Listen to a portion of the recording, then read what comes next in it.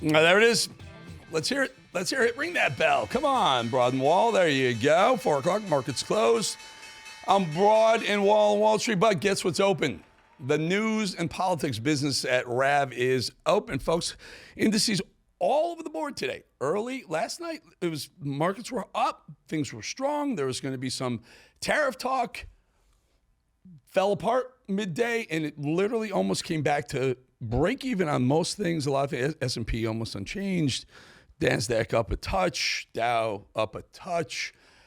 Bitcoin backed off a little bit. Bitcoin's down to 106,700 or so. So everyone's waiting to hear what the courts are going to do with tariffs, because we heard today that there was a freeze on tariffs by one court and then an unfreeze on tariffs by yet another court. So obviously we're getting some judicial influence, not only in President Trump's agenda, but also now in the markets, believe it or not, which is one of the reasons why I hate governments and markets and mixing, intertwining, and judges and markets intertwining. My first guest, I'm very honored to bring on my first guest, to bring him back, because I love this man. This man is an American hero. He's a patriot. My first guest was the mayor of New York City.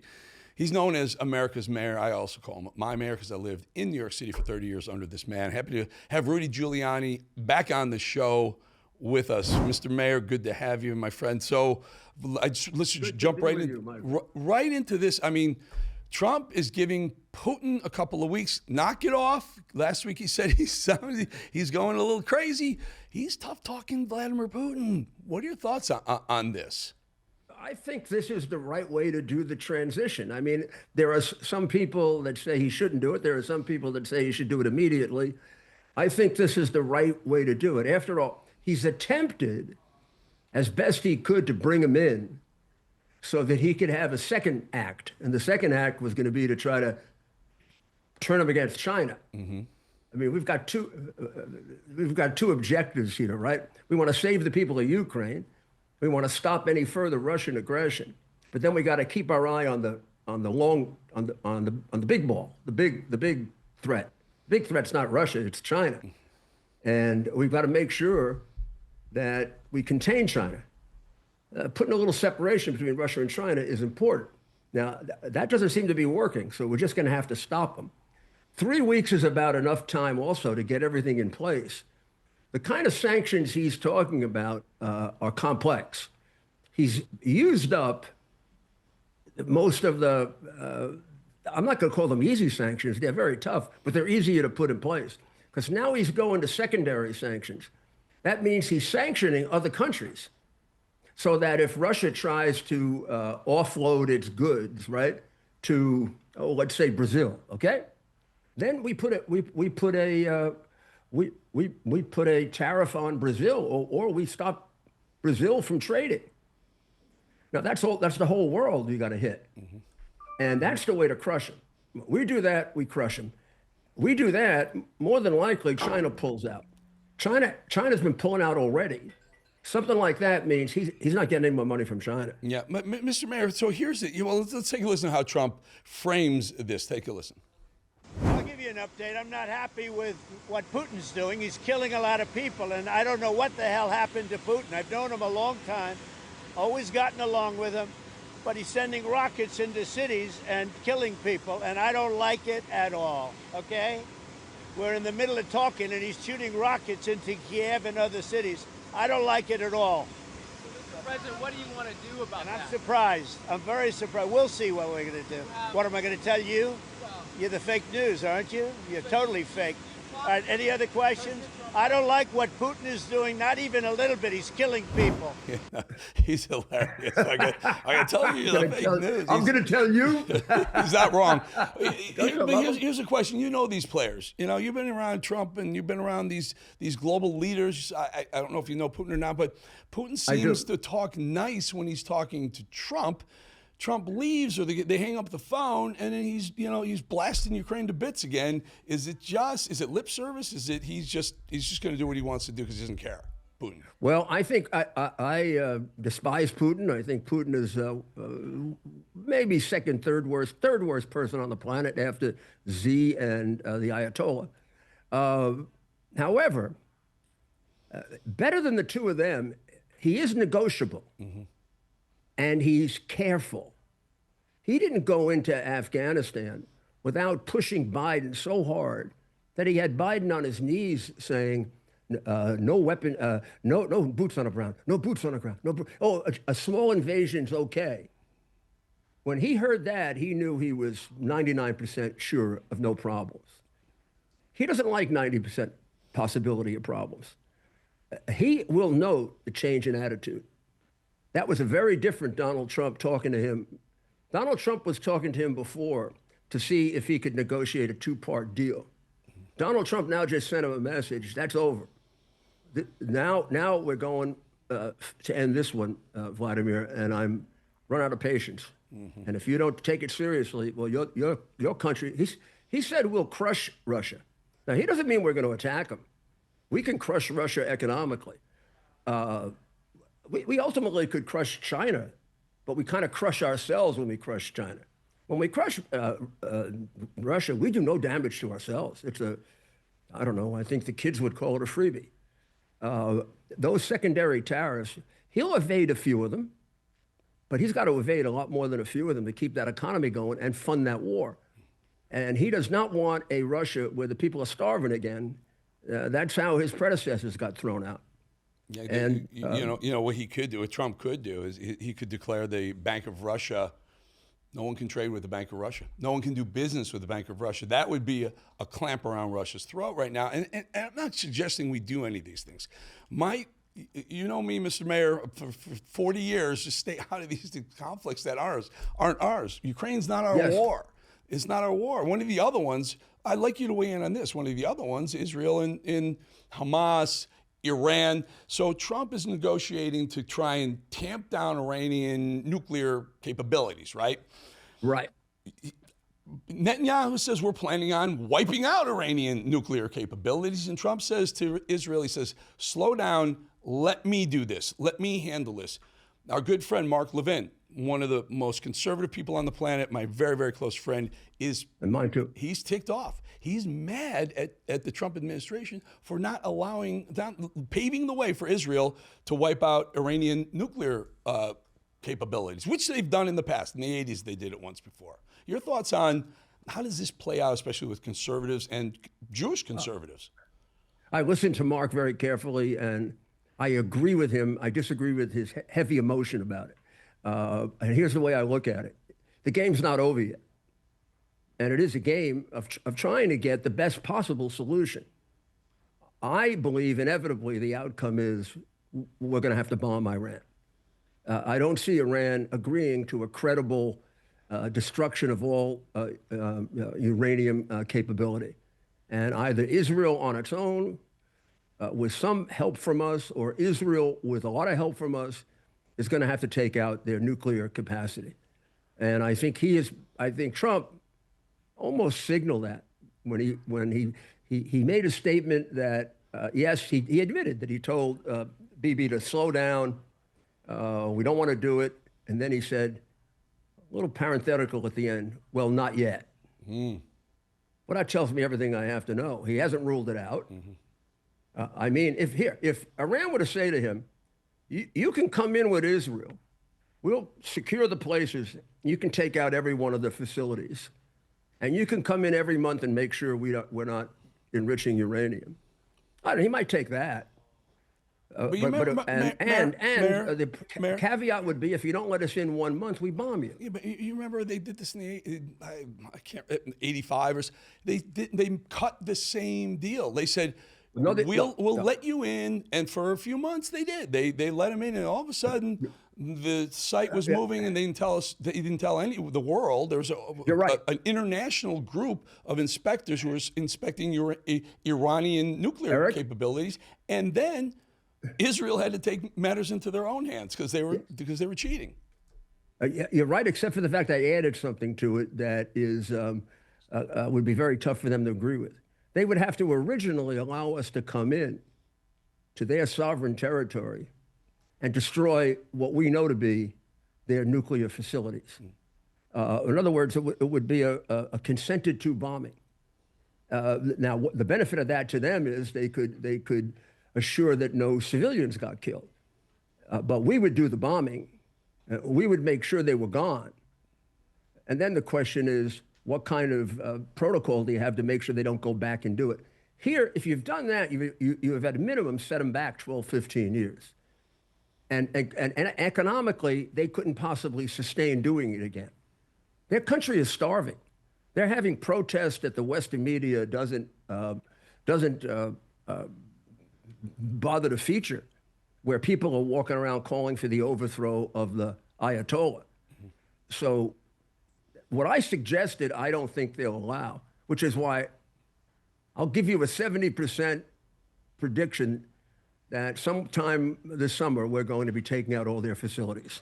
When you say we, it's just gonna, when and you he's say letting we, it work its way. let's clarify. When you say we, you mean Israel is the lead on it, and we're support. Yeah, very, very quick. I gotta jump, but yeah.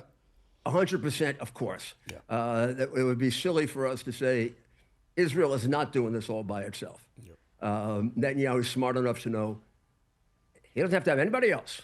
England, France, all those sissies can go crazy. Yep. If he's got Trump, he can do this, and it'll work. And I believe the Ayatollah will be gone too. Now, I have another suggestion. I think that would affect Putin. I mean, if I were there, my advice break would up be, that axis of evil. And the new axis of evil is Russia, China, and Iran. And when you see somebody bombing, you look at him very differently than when he's just telling you we may do something. Right. Mr. Mayor, my mayor. By the way, Mayor Rudy Giuliani, you look wonderful. You look terrific. I hope you feel as good as you look. You're great. I do. All right, great. Good seeing you, Mr. Mayor. We'll talk to you again very, very soon. All right, Eric. All right. Thank you very much. You do a great job. Always. Thank you, sir.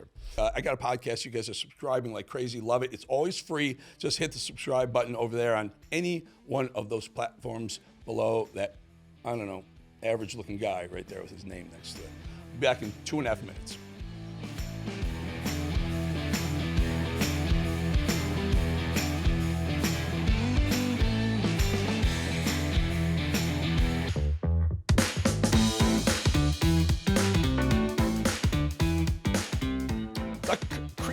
Utah, those are beautiful peaks, right? Though, so Utah has a bunch of these. They look like mountains, and they're flat on the top, and there's amazing hiking all across Utah. You got to check that out at some point. Guest is our Rav, call him Rav roving border reporter. How's that? He's in Tijuana right now, Tijuana, Mexico, with some chilling updates on the spike in cartel violence. You're not going to believe this, folks. Listen to what he is bringing to us. Always happy to bring on Oscar El Blue Ramirez. Thank you for joining us, Oscar. So a couple things, couple pieces of tape you brought us. So I'm sitting in the car waiting to come over and like Oscar's got some tape of some cartel guys offloading a body in a refrigerator. Tell us about it, and we're going to roll the tape while you tell us, Oscar. Yeah, Eric, thank you for the invitation. The violence is increasing, not only in Tijuana, but all the border towns across the next to the United States of America and in the central parts of Mexico. This is just the cartel operating, how they can dismantle a body and how they can disappear a body in the city. They put the body inside of a refrigerator, and this is as normal as you can see it. Even on the co-pilot seat, you will see a lady in her late 40s just sitting down, just normal. These people just offloading a refrigerator. That later on, the neighbors started detecting that there was a pretty brutal smell coming in from in there, and then they were calling the authorities to check on this refrigerator. And guess Eric, there was a human remains and also a body left inside of this refrigerator. This is how the violence it's increasing and it's escalating with cartel activity in Tijuana, Eric. Yeah, let me just keep narrating it just a little bit here. So the pickup truck pulls up, and you said there's a female in the passenger seat. A couple of cartel members. That big piece of whatever that is, it looks like it's wrapped. So I guess so people wouldn't get into it right away.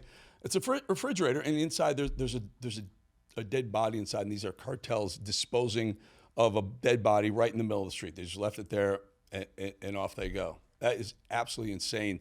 Wow, Oscar. Also a shootout. I think we don't have video of the shootout, but there's a shootout that took place like right in the open with police. Yes, this was a persecution, and the same day that they dropped the body, a persecution of also another cartel member that tried to get away from the police. He started shooting at the police. He got captured. He got wounded on the leg. Also yesterday there was also 3 people forcing at a plaza, fighting in a plaza. One of them had a gun, and just today it was reported 5 members of a Mexican national regional band. They were found dead. They were kidnapped in the part of Tamaulipas next border to Brownsville. Apparently, this Mexican national regional band was playing at this concert. After they finished, they were kidnapped, and then later on, their bodies 3 days after they were found with signs of torture, and also all of them, they were burned in the side of the road. It's just the violence is escalating, Eric, and it is just, the government Oscar, needs to take action on this. Let's talk about this for a second. A band, like a popular musical band, 5 members perform a concert. They're kidnapped after the concert and they're burned. Like you say, with kerosene, they're burned. For what reason? A lot of these regional national bands, they play a lot of these narco corridos. That is narco music, and a lot of the cartel members say, "I don't want you to play this specific song, and I don't want you to play this specific song because it's the opposition of the other cartel." Well, these regional bands, they play it to entertainment, and they play it for just typical average concerts inside of plazas or inside of addresses that they are hired to do so. After they did that concert, they were kidnapped. Later on, they were found dead. All of the 5 bodies were signs of torture, Eric, that is a particular sign of the cartel. And then after that, they burned the bodies so they will not leave no trace. But the authorities found the 5 bodies, and then they did the DNA testing, and they found that it was positive. These are the 5 members of these regional bands. It's unbelievable. Oscar, band members. Is anyone safe in Mexico from these cartel thugs? It's not. The number one problem that we have right now, Eric, it is the recruiting of minors inside of junior high schools and also high schools. They're recruiting the minors. They're telling them, you know what, you're going to get exacerbated quantities of money. We're going to promise you this lifestyle that they think that is going to be so easy. They send them as bait to do horrible jobs as kidnapping, extortion, homicides. Then later on, they tell them, we're going to pay you. And they ended up being assassinated. And then on a mass grave. This was a case that we talked to you about live on a mass grave. They were looking for 2 children, 2 minors. Then just recently, after the 2 or 3 days we did that hit, the other 2 minors were found in another mass grave. So it is just a complete disaster how the cartel has a complete, massive authority in the border towns next to the United States, Eric. Unbelievable, Oscar. You spoke to a Mexican national who has some advice for Trump. He's just struggling in Mexico, right, Oscar? You set it up very quickly, and we'll roll the tape after you tell us who this person was. Yeah, this was a protest on Saturday against the governor of Baja because of the level of corruption and because she had her visa revoked by the current administration, the Trump administration, due to illicit activity with, money laundering, her husband and her. And the people from Baja and Tijuana started protesting against her to leave, government. This was a Mexican national just basically saying Trump needs to be more tougher and he needs to send the troops to Mexico to eradicate and eliminate the cartels. Let's take a listen. Trump no está siendo duro, lo bastante duro, ocupa ser más duro porque los criminales en México no tienen consideración contra la humanidad. Trump ocupa ser mucho más duro todavía, ocupa cumplir todas las promesas que ha hecho, que traiga las tropas aquí, el público, la ciudadanía no se crean de la presidenta, de la gobernadora que está invadiendo a México. Trump no le interesa invadir a México para nada. Lo que Trump quiere es que no estén llevando las muertes a Estados Unidos porque hay criminales aquí de los carteles en Estados Unidos haciendo crímenes a este punto a lo largo de la frontera. Asegurar la frontera fue una cosa buena en todos los estados. Asegurar la frontera es una cosa buena y que dejen de culpar a los inmigrantes. No tiene nada que ver los inmigrantes. Son los narcotraficantes los que están haciendo el mal a todo el mundo. Son los narcotraficantes los que no tienen tregua. Se matan unos a los otros y matan inocentes en el camino, como lo hicieron con mi hermano. So Oscar, I guess the question is, with Sheinbaum, well, Trump offering Sheinbaum assistance, and she says, no, we got this. What do most Mexicans think? Do they agree with that guy who says Trump needs to do more, including military, inside the sovereign country of Mexico? Well, there's 2 sides of the story. There's hundreds of thousands that they think exactly like this guy, and then there's the other side that they think, yeah, we don't want the troops of the United States coming in, but we need them to pressure the government of Mexico. But at the end of the day, Eric, we're coming down to we need them to come in to eradicate and eliminate this problem. And if they're not going to let them come in, pressure more the government of Mexico to eradicate and eliminate the cartels, the level of corruption, the government of Mexico and the president Sheinbaum, it is ultimately protecting her friends. That these are the dirty politicians that they're holding the spider web, and they control basically every state for the cartels to operate freely and to basically on this rampant of violence that has been increasing on every state. So there's hundreds of thousands, Eric, that they 100%. They believe exactly like this Mexican national that I just showed you right here. Got it. Oscar El Blue Ramirez will call you Azul, my friend. Stay safe. Please stay safe. I get so many people come up to me like, we love Oscar. Is he safe? Yes, stay safe, friend. Oscar, thank you. Thank you so much, Eric. Always. All right, folks, we'll be back 2.5 minutes.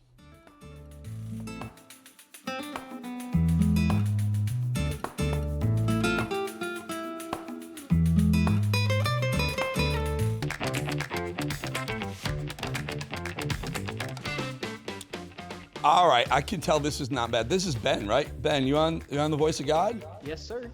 Lakota, North Dakota. You think they named it because it rhymed like that? It seems like it would work out that way. It makes sense. Pretty cool. Looks like sleepy little quiet town. Looks like, I don't know. All right, I'll be honest. Looks a little boring to me. Probably not much to do out there. Democrats have a problem with young men, but I can't for the life of me think of why. Can you imagine that? Could it be because they can't define what a woman is? Is it because they insist that men can have periods and be pregnant? Maybe. Or is it because, I don't know, they've completely abandoned men in their cloud of socialism and Trump derangement syndrome? Or maybe because so-called men like that guy right there. I think that's Harry. That was Harry Sisson. Yeah. And how about this guy over here? David Hogg and Harry Sisson. Is that, or Kranzenstein, those guys. That's Hogg right there. Also, the so-called faces and voices of the party. Democrats have 99 problems, and young men hating them is just one. And wait until you see their supposed solution. Wait until you hear why they think their party's not resonating with Democrats and young men. Instead, young men prefer the Republican Party. Listen. The reason why Republican messaging resonates with men is because men want bad things, right? It's men want to have sex and own women, right? They want to dominate everybody. And Republicans say, you get to do that. And then Democrats can't say that. So we just lost men. It's over, right? What are you talking about? A lot of times it will be men that are liberals who will agree with that. I'm like, dude, what is going on? There's a lot of men that don't think that way, obviously, and it's just such a negative view to take on half of the human race. I don't know. Maybe men don't like tampons in their bathrooms.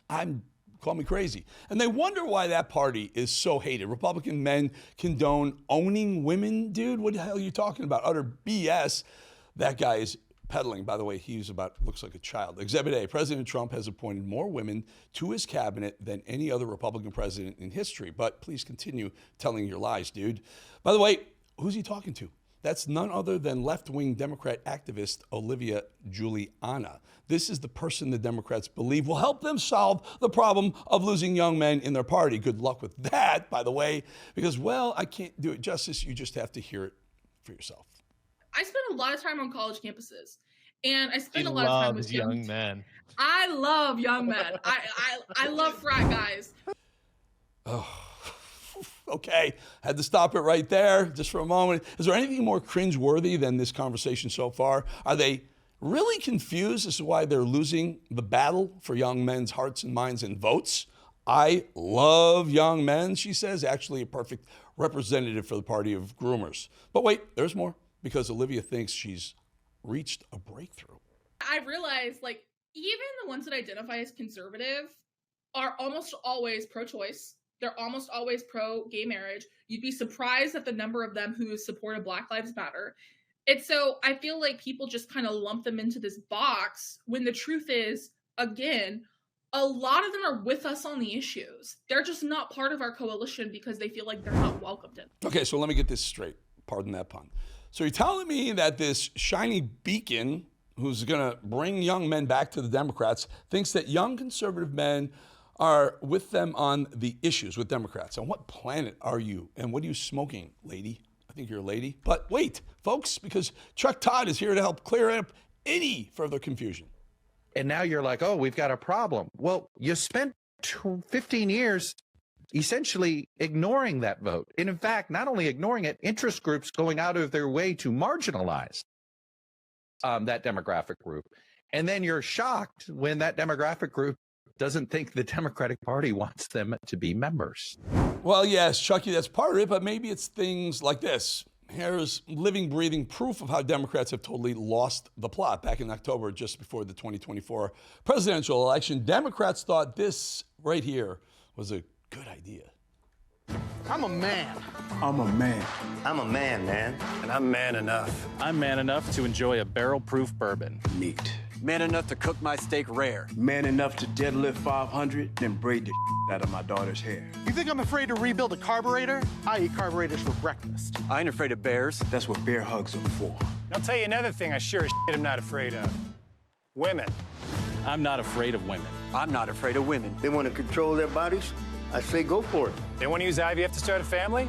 I'm not afraid of families. They want to be childless cat ladies? Have all the cats you want. Woman wants to be president? Well, I hope she has the guts to look me right in the eye and accept my full-throated endorsement. Because I'm man enough to support women. Man enough to know what kind of donuts I like. Man enough to admit I'm lost, even when I refuse to ask for directions. You know, when I first saw that video, I thought it was a joke. I literally thought it was Republicans or Trump, you know, some pro-Trump group making fun of liberals in the left. That they actually thought that ad was going to bring men to the voting booth for Kamala Harris. There's another minute of that, by the way, but there's no reason to torture you any further. Looks like a really bad Saturday Night Live skit, by the way, which brings me to this moment, since we're talking about why the Democrats are rock bottom right now. Brought this up on yesterday's show, but now I just thought to dig in a little bit more here. This broke yesterday, a video in which David Hogg, the DNC vice chair, they're trying to bounce him, but so far he's still the DNC vice chair, who's ticked off the very top brass of his party by insulting them and suggesting they all should be primaried, admits that Jill Biden's chief of staff was the one who's actually running the White House for the last 2 years. Let's play that soundbite again. This was released by Project Veritas as an undercover meeting with DNC leader David Hogg. Foundational question for me is, like, how corrupt is the DNC if so many people knew, or few people knew about Biden, well, the president of the United States? I mean, I think the fact of the matter is the DNC is always going to be like a campaign arm of the president, ultimately. The bigger issue was like the inner circle that was around Biden. That's it. And I can't stress to you enough. Like Joe Biden's chief of staff, like, had an enormous amount of power. Joe Biden? Joe Biden's chief of staff. That was like an open secret at the left. Like, I would avoid him. Like, he was scary. What was his name? Anthony Trump. I've never seen him. Exactly. What do you mean? He's like a shadowy, like, Wizard of Oz type figure. That's what made him so, like, I knew how he looked, but I'm like, the general public wouldn't know how this man looked. But he wielded an enormous amount of power, and I can't stress to you how much power he had in the White House.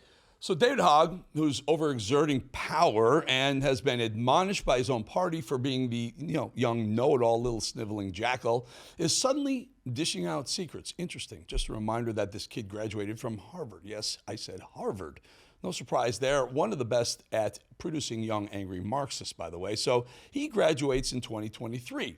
What does he know? Listen, there's no doubt that nefarious, treasonous things were going on at that Biden White House while he was out to lunch, so to speak. You know, weekend at Bernie's, drooling into his chocolate chip ice cream. We already know that everyone in proximity of Joe Biden was running things except one person, Joe Biden. But the point is this: David Hogg is the gift to the Republicans that keeps on giving. Only a party so lost, so out of touch, so clueless would pick someone like David Hogg as one of the so-called leaders of the party. Hogg was actually caught using DNC contact lists to blast out emails to raise money for David Hogg's own personal PAC.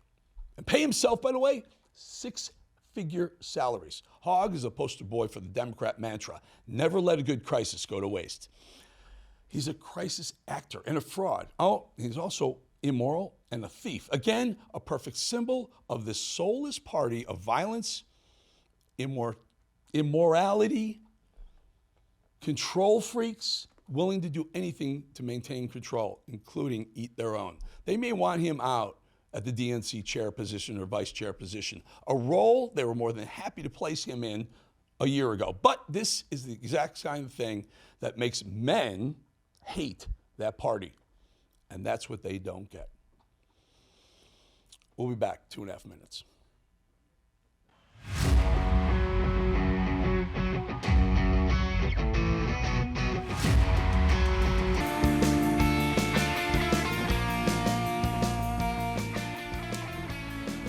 Sedona, Arizona. Ben, this is a great place. This is one of the most relaxing places you ever, I think we talked about this once before. If you ever need a reset, just drop your phone off somewhere and drive probably an hour from Scottsdale and go to Sedona and leave your phone behind, because you will just reset everything. Just try it, Ben. You got it one of these days. Okay. I've been to Phoenix. Phoenix is nice. Yeah, Phoenix is nice. So is Sedona. All right, Donald Trump really has the patience of a saint. The entire mainstream media out to get him. They've been for years. Now that he's back in office, these networks send their most fearless reporters to ask him some of the most triggering and frankly ridiculous questions you'll ever hear. Listen to this completely inappropriate question that the president had to answer from a member of the corrupt, broken legacy media. Mr. President, Wall Street analysts have coined a new term called the taco trade. They're saying Trump always chickens out on your tariff threats, and that's why markets are higher this week. What's your response to that? I kick out? Chicken out. Oh, and then I chicken out. I've never heard that. You mean because I reduced China from 145% that I set down to 100 and then down to another number? And I said you have to open up your whole country, and because I gave the European Union a 50% tax tariff, and they called up and they said, please, let's meet right now. Please, let's meet right now. And I said, okay, I'll give you till June 9. I actually asked them, I said, what's the date? Because they weren't willing to meet. And after I did what I did, they said, we'll meet anytime you want. And we have an end date of July 9th. You call that chickening out? So what that reporter is referencing, that there's this meme going around. They call it taco. Trump always chickens out, taco. So they're dressing him up in sombreros and stuff like that. So I mean, you're in the Oval Office. I mean, have some respect, idiot. Pete Buttigieg is really on a roll lately. This next clip will be my second mention of Pothole Pete this week, which tells me that he, like the rest of the Biden-era Democrats, has way too much free time on his hands right now. Petey thinks that voters are simply confused by the Democrats' messaging. In fact, I'm pretty sure Pete is suggesting that the American people took things the wrong way. He thinks that we, the people, are offended and simply misunderstood where the Democrats were on all the issues all along. Listen to this ridiculous theory. Look, I mean, there's, Democrats have created this impression, I think partly because of the way we feel and talk about Trump, have created this impression that translates into the way we feel and talk about people who supported him. And that's the thing that I think really is a cultural struggle in our party. There's this sense of condescension. I mean, if I hear one more time, like a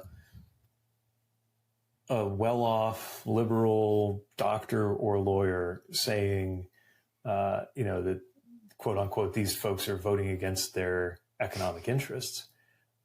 I just wonder whether they've ever contemplated the fact that somebody could turn around and say, so are you. Let's remind the folks that Pete Buttigieg was the one who called roads and bridges racist, the early times roads and bridges, because he said that bridges were built low so that buses who usually transported minorities because they couldn't afford their own cars would be in buses, couldn't get through the bridge. So he said they were built purposely low for that reason. That guy is, by the way, I've said it, I'll say it every time we roll a soundbite.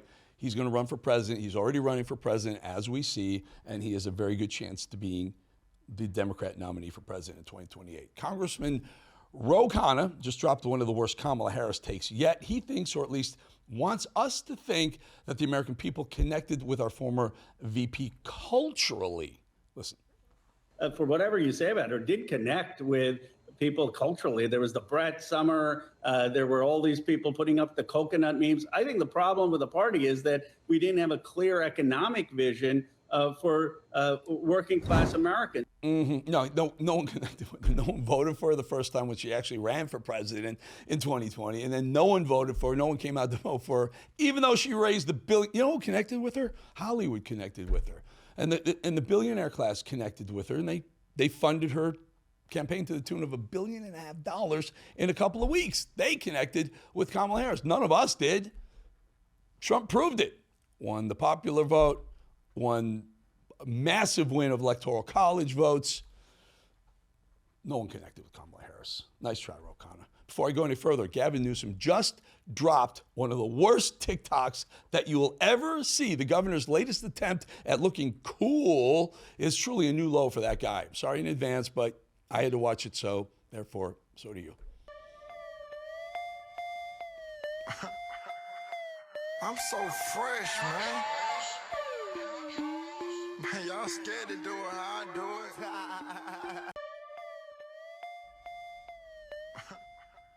So we didn't add that music. He put it on there. He had one of his staff film him with those really white sneakers and then put some rap music over the top of it, and then he posted on TikTok. I mean, the guy is really, really scratching the bottom of the barrel, looking for anyone to think he's got a chance to win the presidency in 2028. Whenever you need a little morale boost, you can almost never count on Michelle Obama, who seems to always be talking about something terrible. Here she is again, openly bashing women's reproductive systems, but watch her.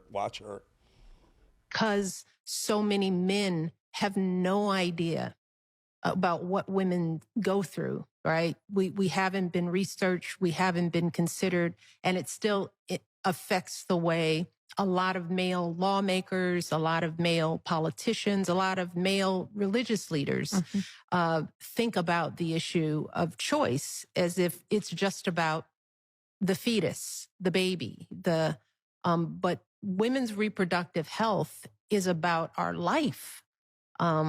It's about this whole complicated reproductive system that does the least of what it does is produce life.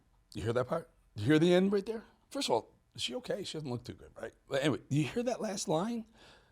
The least of what it does is produce life, the women's reproductive system. The least it does. It's literally the only reason it's there. Good Lord, Michelle Obama, what is wrong with you? I know you're like splitting up with your husband. So what, though? I mean, really? Bernie Sanders stepped way over the line, again. He compared Trump to Hitler again and called for mass protests again. Take a listen to Mittens. Remember, Bernie Sanders wore those mittens. Mittens' latest attempt at rallying the troops against this president, who we all just overwhelmingly voted for and support in office. But also, we cannot wait. We have to have mass protests, mobilization, and disruption. Is that what it's going to take? Because again, there's 520 more days. We've got 5 more of what we just went through before even we get to cast a single vote. Look, we have got to use, the answer is yes, and we have got to use all of the tools that we can in Congress and out on the streets. The truth of the matter is, I don't care if you are a conservative Republican or a progressive as I am, you do not believe. I mean, you just stop and think about it. Think about the men and women who fought and died against Hitler, fought and died against fascism, fought and died to defend American Can't even listen to democracy. this guy. Millionaires and billionaires.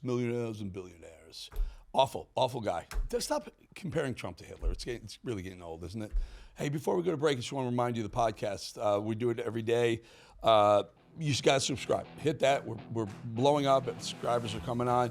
It's free. It's always going to be free. Just hit one of those places, subscribe, and we're covering a bunch of stuff over there. A bunch of stuff that we can't necessarily cover here. We'll be back in 2.5 minutes, and I hear Mr. Steve Bannon. Do I see him?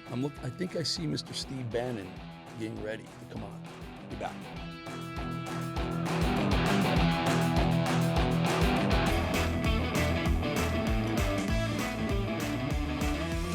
No, that's beautiful. That's a beautiful shot. Fort Lauderdale, it's just, that's the Intercoastal right there. Gorgeous, gorgeous shot. So Fort Lauderdale is so beautifully situated. You have the Intercoastal on one side, The Atlantic Ocean on the other. Great shot, Ben. Thank you very much. This is my favorite time of the show. Favorite time of the day, really. I get to bring in my good friend. I learn something every time I talk to Mr. Stephen Kevin Bannon. Good to see you, my friend. Hey, Eric, how you doing today, man? I'm doing well. And good to see you. You're back in the home base, home studio. You're looking good, my friend. Can I ask you, Jeanine Pirro, right? So she gets appointed U.S. Attorney for D.C. Great job. I get it. She's a lawyer. She's a go-getter. She's a tough lady. I love her. She's a good friend. But she had that seat on the 5, which is a very coveted seat. Let's call it that. What do you think the motivation was for her to accept the job? Your thoughts? Bolling, listen to you. Oh, a seat at the 5. It's a very coveted seat. She'll be bigger than it. Look, she's taking one of the most important jobs in the country. You remember Eric Bolling, back at the beginning of the Trump Revolution, Judge Jeanine was offered to be the U.S. Attorney for the Eastern District of Brooklyn, and she was very upfront with the president and myself, who were working her. She said, look, under Sessions, I will be deputy or nothing. And honestly, we didn't have the smarts to make her the deputy, which would have been brilliant, and she would have probably helped Jeff Sessions out a lot and ultimately replaced him, and not Bill Barr. In American history, been different. Also, I think you remember that a certain Eric Bolling was called over to Trump Tower, and we had a very serious conversation about making you the Secretary of Commerce, sir. I do remember that. I'll never forget. It was about, I think it was maybe around 3 o'clock in the afternoon. I was on the 5, the center seat, the very coveted center seat on the 5. And Bannon, my phone rings. It's Bannon. I had the nickname for you was Banana because I didn't want anyone to know you were calling me. So it's Banana. And I see Banana's calling. I'm like, what? Steve, what's up? He's like, get over here now. I'm like, Steve, I have a show in 2 hours. He said, get over here now. I run over from it's only a couple of blocks. Hold it, hang on. We can't say it on TV. I said, F your show. Get over here now. The President-elect of the United States wants to talk to you. So I do. I come up. I get escorted up to the conference room, and Steve comes in, and he's like, we want you for commerce. I'm like, what do you mean for commerce? We're going to go buy something? No, we want Secretary of Commerce. I'm like, Steve. He goes, before you answer, he makes a call. Ryan Priebus comes in and says, Commerce. I'm like, oh, guys, I love it. And it was one of the hardest things I've ever done, but I said I'm going to have to stay on the 5.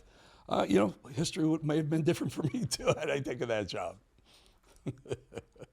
The coveted seat on the 5. This is like President Trump every time he refers to Canada. You would be our cherished 51st state. The coveted seat on the 5. Well, Judge Jeanine did it for a higher reason than yours, which is just grubby commerce. She actually did it to saying, hey, I will take deputy. But I said, Jeanine, I said, Judge, this is arguably, after Southern District, after D.C., is the most powerful. It's like Chicago or L.A. is one of the most powerful, U.S. attorneys in the nation, because everything through Kennedy goes through there, right? So there's all types of bad guys, bad hombres you're stopping. And she just said, no, make me the deputy. I mean, she's a good negotiator. She says, make me the deputy or I have no interest. And she played hardball. Yep. And for a host of reasons we didn't get there. Definitely, she would replace Sessions ultimately and not Bill Barr. And you would have been a magnificent Secretary of Treasury. But hey, I got it. The coveted seat on the 5 was a higher priority. I tell you, I would have been the Secretary of Commerce that didn't want tariffs. That would have been my. I probably wouldn't have lasted too long. That was a small technicality, but I did say, I think I told Ailes, I want TV rights. I want TV rights to Bolling's confirmation hearing.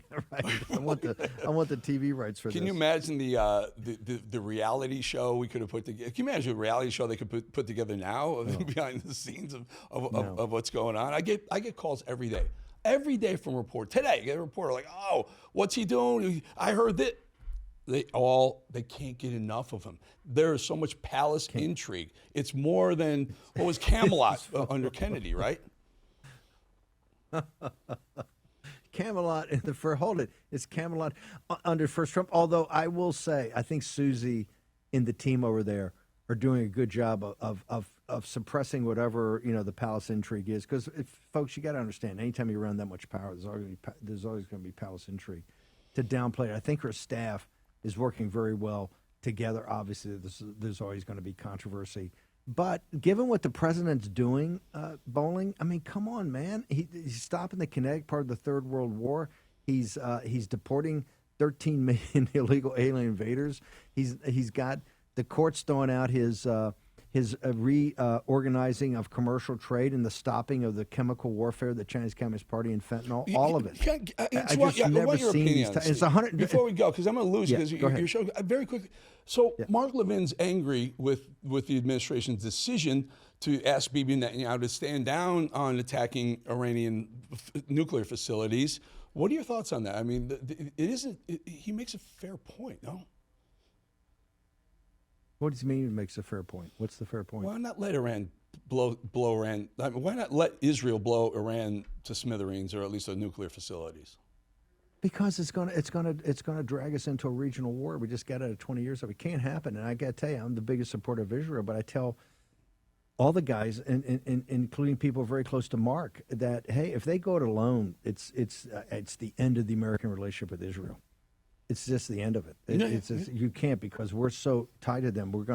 Because it's not just blowing the nuclear thing. First off, we haven't done anything really on putting economic pressure on them. The president's got a whole toolbox he can use. President Trump is adamant about this. And listen, he's trying to make sure, what he's trying to do is make sure we don't exacerbate the Third World War right now, the kinetic part. All the way from Kursk through Kiev, that whole arc of instability. The president, it's on his shoulders. He's got Witkoff as lead negotiator, but he's got a lot of people working on this. And Kristi Noem, she didn't go over there to talk about the two young people who were assassinated. As horrible as that was, she didn't need to go there. She went over to deliver a message, and that message is pretty blunt to Bibi. And Bibi's got to learn how to read the room, because there's just no support of that whatsoever. The polling is horrible. And under 35, it's 100-0. So and we haven't put any economic pressure on them. They're still shipping out 2 million barrels a day to the Chinese Communist Party through the Straits of Hormuz. Let's take one of the carrier battle groups in the Red Sea and put it right there and say, hey, we're going to fully stop. President Trump had them to their knees. See, folks. Economically, this is Steve Bannon's economic pressure. Put a couple of carrier battle groups, put some aircraft carriers and some support. Support ships and I tell Levin, you never know. Hold it. I tell my word to Levin is, hey, you never know what's going to happen. You do a full naval blockade on their oil. You never know where that's going to play out. Yep. Right. Yep. We have look. The mole is okay. I 100% agree with Mark and the other guys. We have Rabbi Walecki on here. So many of the guys who are close to Israel, that you can't have a verification program. Part of what Witkoff and those guys are talking about, because these mullahs are crazy. They're also totally dishonest, and their policy is against the United States. You have to have a program, I think, to take it apart brick by brick. But President Trump gets briefed on this every day. He's got a guy that's so close to him in Witkoff leading the negotiations, right, overall. I think you got to let him play his hand out. And he's also been adamant. This is not something he is kind of playing hide the football. He's up front. I want other alternatives and diplomatic and economic solutions to take care of the situation. I do not want the kinetic war that's already in Gaza, that's already in Kiev, that's now in Kursk and in Russian territory, all the way down to the tip of the Arabian Peninsula with the Houthis in the Red Sea, in Kashmir, that whole arc of instability. You light a match, that whole thing can go up. And you got guys with nuclear weapons all over the place there. This thing could get as ugly as you possibly can, and Trump is trying to be the peacemaker. You got to let him play his hand, and to have Bibi saying, hey, we're going to go it alone, you can't go it alone. We know that. We're your biggest sponsor. It's not really go it alone. Will flip, the American people will flip on you. You didn't see the wink when he said, we're going to go it alone. Like, we know what Israel going alone is us supporting him, just not officially supporting him. This is my point. I think American public opinion. I mean, Charlie Kirk just put a poll up with a couple 100,000 people on it. And Charlie's a defender of Israel. I think he put a poll up about Israel going alone, what would happen. I think 27% of the respondents saying we would continue to have the support, monetary support. Another, I think, 15% said support but no money. And then, I don't know, what's the delta, 67% or 57, 60%, 65% said cut off 50, everything. 58, yeah. Cut him off. cut them off. 58. I mean, come on. Yeah. That's No, look, we are. We're weary. We're done supporting foreign. I mean, clandestine operations. You know how this stuff works. We have to tell everyone who we're supporting everywhere, I guess. Hold it. But hang on. But you're talking about something totally different there. I'm talking about a military invasion, either backed by the United States with our support and or Israel does alone, or an air raid, air bombing campaign, which they said, hey, they're on their back foot now. That versus economic warfare, paramilitary, espionage, like was it Stuxnet, all those types of things. That's a different deal. But I think a direct military involvement, the nation is tired. The nation has spent 20 years in Iraq and Afghanistan, and $9 trillion. 10,000 KIAs, 50,000 wounded. It's just not going to do it. There's just no support of that. In fact, there's anti-support in the polling on Israel. And I know from our audience, which are MAGA and used to be huge supporters of Israel, that support's dramatically dropped. You just got to take that into calculation. And I think President Trump is. And President Trump is not quiet about this. He's adamant about this. Bibi had 2 shots in the Oval Office. He came with the first time. If Trump wanted to talk, Bibi wanted to talk air assault into Persia. Trump wanted to talk about Trump Gaza, right? We're making it a beachfront property. You remember, drop that bomb on Bibi. Bibi's sitting there with the big eyes, and he goes in the East Room, and Trump's holding a press conference about the new condos. And then the second time Bibi came over, remember, 4 weeks later to talk about the tariffs. That was also to talk about the bombing. President Trump dropped the bomb on him in the room that, hey, we're directly negotiating. We, the United States of America, are directly negotiating with the Persians, and we're doing it in Oman, and we're going to shift and do it in the Vatican. You got to read the room. The President of the United States, Israel's never had a bigger defender of Israel than Donald John Trump. They just haven't. And he's pretty adamant about this. And I think they ought to take something and say, hey, look, we're all in for you. We'll take your guidance on this. And now you're not seeing it. I would argue that Mike Waltz is not the national security, not the head of, not NSA, not the national security advisor about this very topic, brother. Yeah, no, I agree with you. I agree with MAGA. I agree with you. I know there's no way to trust whoever we're dealing with, whoever the Persians we're dealing with, whoever we're negotiating with in the Middle East. None of them can be trusted, including the Iranians. And at some point, it worked in the 80s. Terrible. Israel took care of business, and it bought them 40 more years of no nuclear proliferation out of Iran. Your show, sorry. Hang on, I'm gonna get the rumor. Hang on, I'm gonna get the rumor mill going here because we know a lot of liberal journalists and producers on MSNBC watch the show.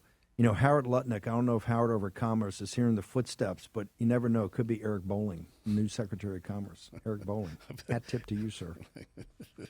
I have the and coveted. Don't tell me I got the coveted seat. I can't give up the coveted. Here. I got the coveted 4 o'clock.